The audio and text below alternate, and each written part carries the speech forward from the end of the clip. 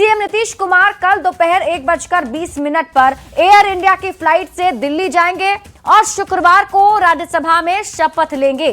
सूत्रों से मिल रही जानकारी के मुताबिक पटना लौटने के बाद नीतीश कैबिनेट की आखिरी बैठक करेंगे और इस मीटिंग के तुरंत बाद वे मुख्यमंत्री पद से अपना इस्तीफा सौंप सकते हैं। खबरों की माने तो 14 अप्रैल के बाद बिहार में नई सरकार का गठन भी हो सकता है। ये रिपोर्ट देखिए, फिर खबर तो समझिए।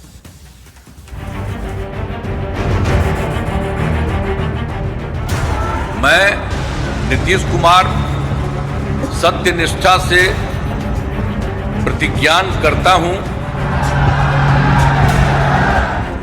20 नवंबर 2025 नीतीश कुमार ने 10वीं बार बिहार के मुख्यमंत्री के रूप में शपथ ली।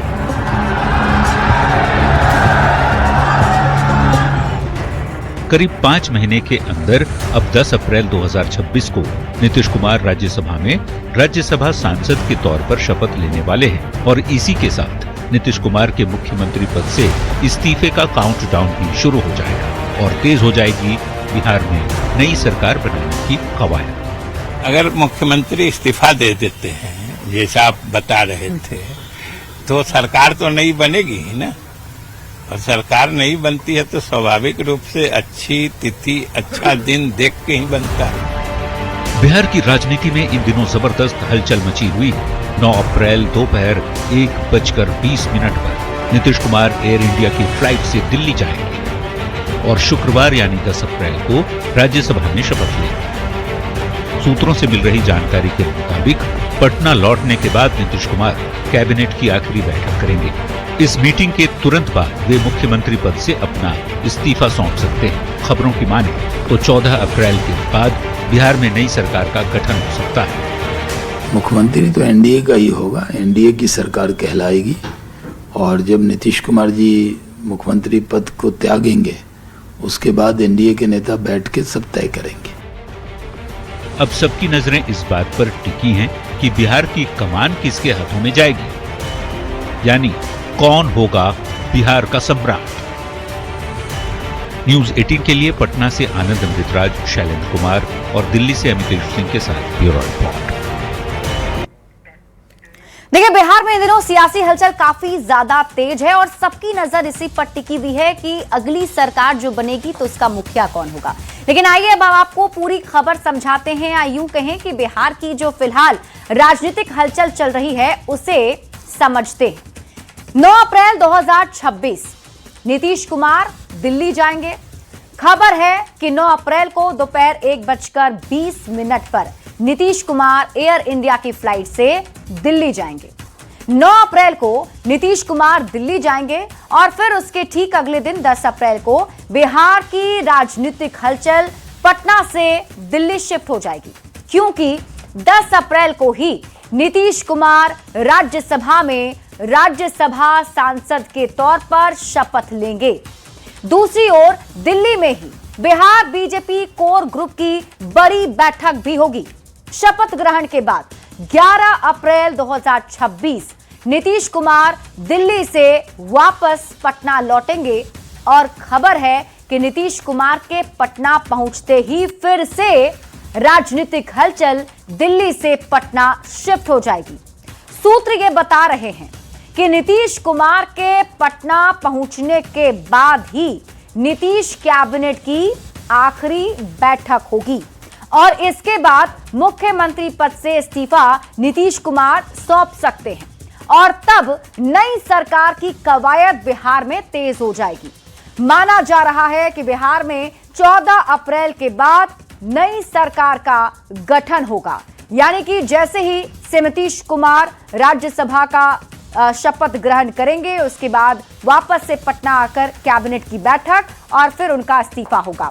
बढ़ते आगे और बात अगली खबर की। नीतीश कुमार के दिल्ली रवाना होते ही बिहार की सियासत अगले 2 दिन तक पटना की जगह दिल्ली शिफ्ट कर दी जाएगी। 10 अप्रैल को नीतीश कुमार राज्यसभा में शपथ लेंगे तो दूसरी ओर दिल्ली में ही बिहार बीजेपी कोर ग्रुप की बैठक होने वाली है। ये रिपोर्ट देखिए। एक ओर जहां 2 दिन नीतीश कुमार दिल्ली में रहेंगे, दूसरी ओर खबर ये भी है कि 10 अप्रैल को दिल्ली में ही बिहार बीजेपी कोर ग्रुप की बैठक होने वाली है, जिसमें दोनों डिप्टी सीएम, प्रदेश अध्यक्ष, प्रभारी, सह प्रभारी, सांसद संजय जायसवाल, केंद्रीय मंत्री गिरिराज सिंह और नित्यानंद राय, बिहार सरकार के मंत्री मंगल पांडे और बीजेपी के संगठन मंत्री भिखूभाई दलसानिया जैसे बड़े नेता शामिल होंगे। सियासी हलचल के बीच जेडीयू के मुख्य प्रवक्ता नीरज कुमार ने अपने सरकारी आवास पर एक पोस्टर लगाया है। इस पोस्टर में नीतीश कुमार और निशांत कुमार की तस्वीर लगी हुई है और उस पोस्टर में लिखा है, विरासत मजबूत, भविष्य दमदार, निशांत तैयार। निशांत कुमार है तैयार। ये हमारी पार्टी के राष्ट्रीय नेतृत्व के आग्रह पर वो तैयार हुए हैं। तो हमारे भविष्य के निर्माता तो यही हैं। बिहार से लेकर दिल्ली तक तेज सियासत के बीच हर कोई इन सवालों का जवाब ढूंढने की कोशिश कर रहा है कि कौन बनेगा बिहार का सम्राट। जेडीयू का होगा या बीजेपी का मुख्यमंत्री बनेगा? क्या नीतीश की जाति से होगा नया सीएम?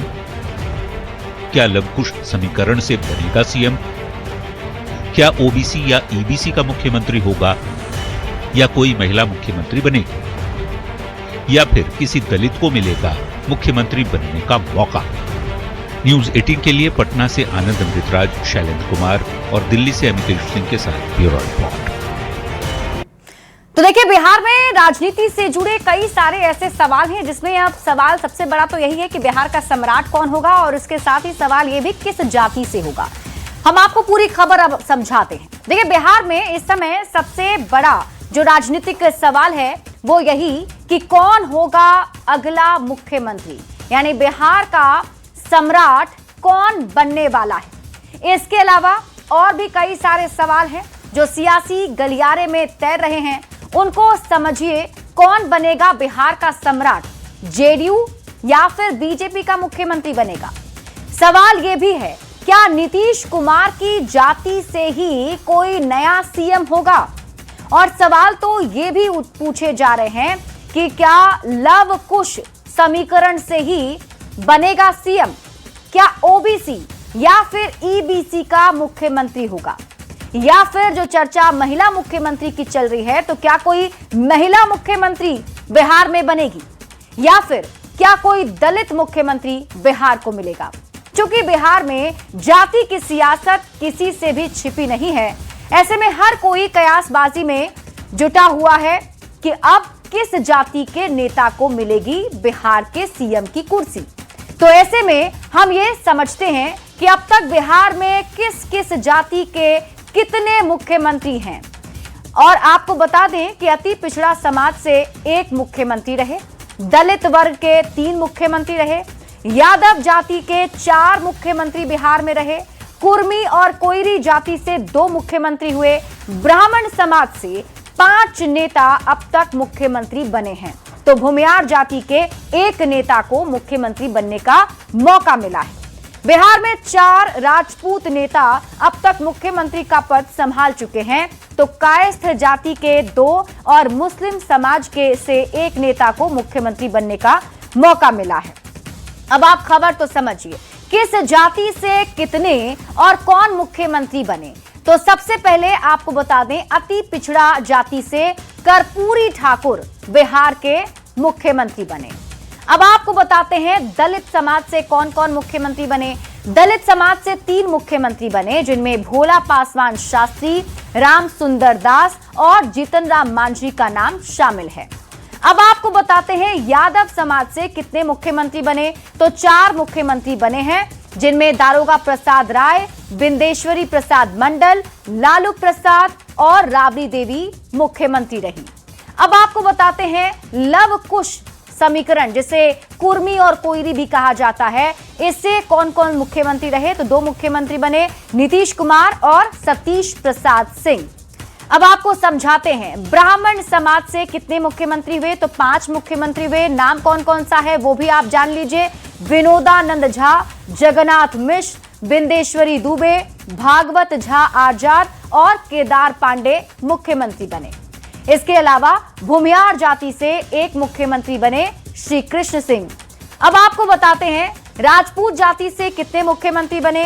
तो 4 मुख्यमंत्री बिहार को राजपूत जाति से मिले, हरिहर सिंह, चंद्रशेखर सिंह, सत्येंद्र नारायण सिन्हा और दीप नारायण सिंह। इसके अलावा कायस्थ समाज से भी 2 मुख्यमंत्री बिहार को मिले, जिनमें केबी सहाय और महामाया प्रसाद सिन्हा शामिल हैं। मुसलमान समाज से भी 1 मुख्यमंत्री बिहार को मिले, अब्दुल गफूर जिनका नाम है। तो अब ये सवाल इसलिए पूछे जा रहे हैं कि अगला जो मुख्यमंत्री होगा वो किस जाति से होगा, ये भी बड़ा सवाल बना हुआ है।